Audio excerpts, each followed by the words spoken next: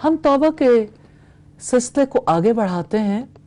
ابراہیم بن اشعث کا بیان ہے کہ میں نے آپ کو یہ بھی فرماتے سنا، اگر تم کوشش کر سکو کہ تمہیں کوئی نہ جانے تو یہ کوشش ضرور کرو، اگر کوئی تمہیں نہ جانے اس میں تمہارا کیا نقصان ہے، اگر کوئی تمہاری تعریف نہ کرے اس میں تمہارا کیا خسارہ ہے، اگر لوگ تمہیں پسند نہ کریں تو کوئی حرج کی بات نہیں، ہاں شرط یہ ہے کہ اللہ تعالیٰ تمہیں پسند کرتا ہو۔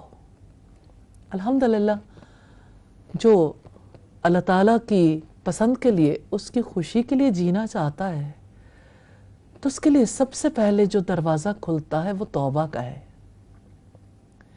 توبہ کا رنگ پہلے آتا ہے، باقی رنگ بعد میں آتے ہیں۔ یہ توبہ ہمارے لیے ناگزیر ہے، یہ توبہ ہماری بہت بڑی دولت ہے۔ اور توبہ کیا ہے؟ پلٹنا۔ کہاں سے؟ گناہوں سے، غلطیوں سے، اللہ تعالیٰ کی نافرمانیوں سے۔ توبہ کیا ہے؟ رب کی طرف رجوع کرنا۔ توبہ کیا ہے؟ غلطی سے رب کی طرف لوٹ آنا، گناہوں سے منہ موڑ کر رب کی طرف رجوع کر لینا۔ کیا کریں گے گناہوں کی طرف رخ کر کے؟ موڑ لیجئے رخ اپنے رب کی طرف۔ توبہ کیا ہے؟ رب سے اپنی خطاؤں کی معافی چاہنا۔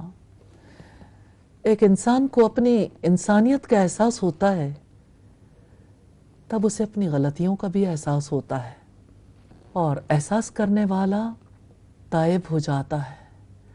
یہ توبہ کیا ہے؟ اپنی غلطی کو پا لینا۔ دیکھیں تو صحیح ارد گرد اپنی زندگی میں دیکھیں، انسان کو اپنی غلطی ہی نہیں ملتی۔ انسان اپنے آپ کو اچھا ہی سمجھتا رہتا ہے۔ ہر انسان دوسروں کی غلطیاں دیکھ لیتا ہے، اپنی غلطی دیکھنا نہیں چاہتا، کیونکہ اپنے آپ کو اچھا سمجھتا ہے۔ ابلیس نے بھی تو اپنے آپ کو اچھا دیکھا تھا، اس نے بھی تو خیر دیکھی تھی نا، انا خیر من، میں اس سے خیر والا ہوں، بہتر ہوں، اچھا ہوں۔ پھر توبہ نہیں کر سکا، ہاں تکبر کیا۔ دنیا میں دیکھیے اس انا پرستی کے مذہب نے خدا پرستی سے کتنا دور کر دیا۔ خود رخی زندگی نے خدا رخی زندگی گزارنے کی توفیق ہی نہیں دی۔ انسان اپنی طرف رخ کرے تو اللہ تعالیٰ بھی بندے کو اس کے اپنے حوالے ہی کر دیتا ہے۔ جو اس رب کی طرف رخ کرتا ہے، رب اسے کس طرح سے اپنی پناہ میں لے لیتا ہے، اسے نیکی کے مواقع دیتا ہے، اسے ہدایت کی توفیق دیتا ہے۔ تو جو غلطی دیکھے، تکلیف محسوس کرے، اس سے ندامت ہو، تو اسی کے بارے میں نبی صلی اللہ علیہ وسلم نے فرمایا، الندم توبہ، ندامت ہی توبہ ہے۔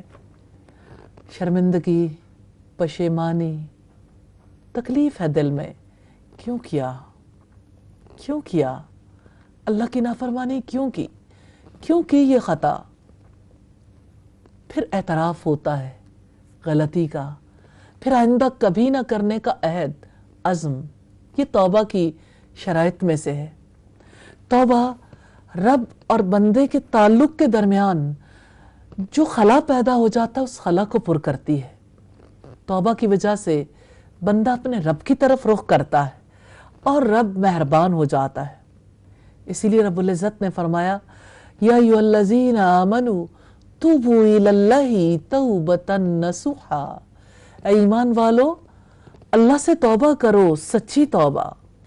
حقیقت یہ کہ دنیا میں انسان کو آزمائشی حالات میں رکھا گیا، اسے ٹیسٹ کیا جا رہا ہے، اس سے غلطیاں ہو جاتی ہیں، خطائیں ہو جاتی ہیں، اس کی تلافی کے لیے اللہ تعالیٰ نے توبہ رکھی ہے۔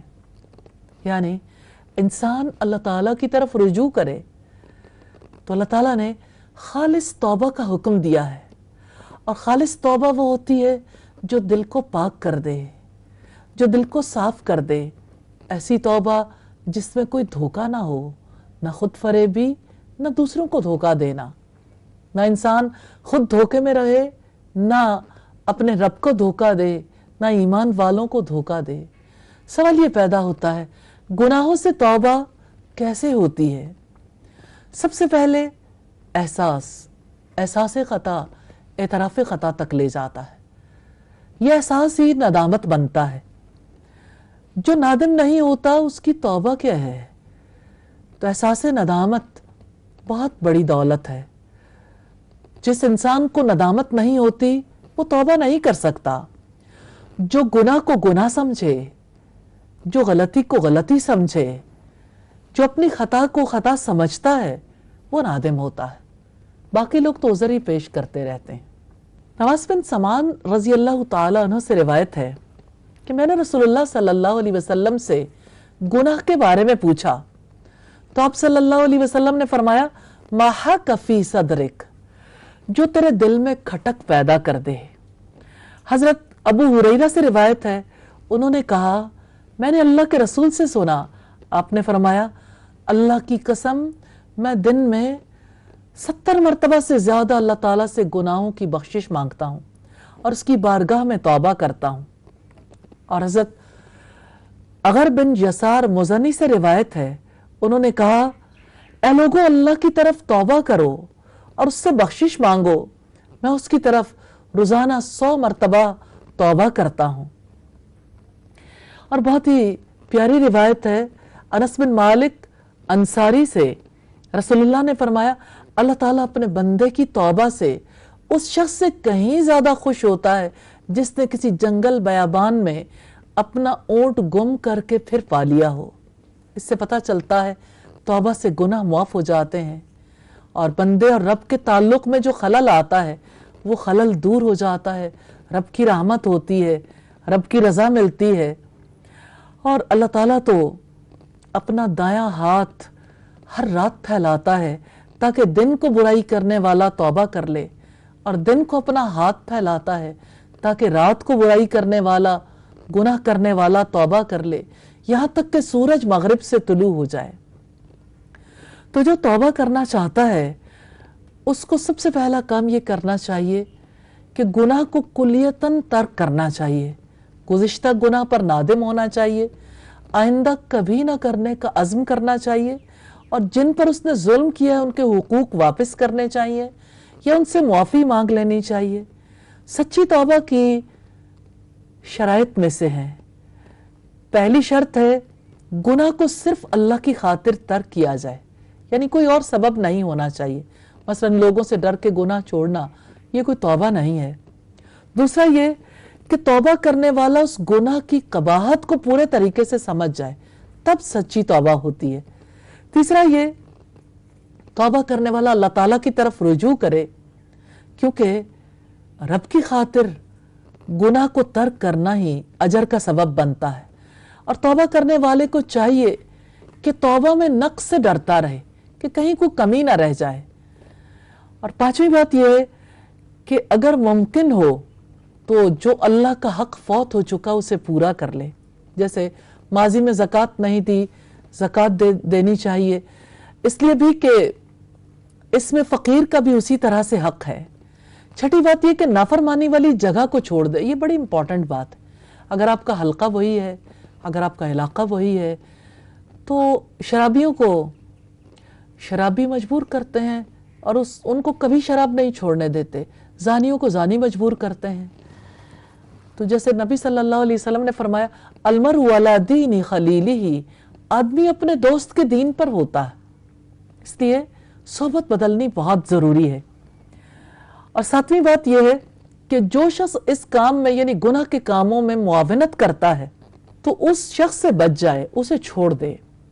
آٹھویں بات یہ ہے کہ کچھ حرام چیزیں اگر اس کے پاس موجود ہوں تو ان کو ضائع کر دے، مثلا نشاور چیزیں، آلات موسیقی وغیرہ، یا اسی طرح سے اسی نوعیت کی دوسری جتنی بھی چیزیں جن سے اللہ تعالیٰ ناراض ہوتا ہے ان کو ختم کر دینا چاہیے، ان کو چھوڑ دینا چاہیے، اور برے دوستوں کی بجائے نیک دوستوں کا انتخاب کرنا چاہیے۔ دوستیاں چھوڑ دیں گے، تعلقات چھوڑ دیں گے تو ظاہر ہے یعنی آپ اینٹی سوشل بیہیویئر اختیار کریں گے تو آپ نیکی پر قائم بھی نہیں رہ سکتے۔ تو اگر برے دوستوں کو چھوڑا ہے تو اچھے دوستوں کو اپنانا چاہیے. اور 10ویں بات یہ ہے کہ وہ بدن جو حرام کمائی سے پلا ہے اس کی طاقت کو اللہ کی راہ میں صرف کرے اور حلال ذرائع اختیار کرے تاکہ آئندہ پاکیزہ گوشت پیدا ہو. اور 11ویں شرط یہ ہے کہ موت آنے سے پہلے توبہ کر لینی چاہیے. نبی صلی اللہ علیہ وسلم نے فرمایا جو شخص نزع کے وقت سے پہلے اللہ کے حضور توبہ کر لے اللہ تعالیٰ اس کی توبہ قبول کر لیتا ہے. توبہ کی بات کو جاری رکھیں گے ایک چھوٹی سی بریک کے بعد.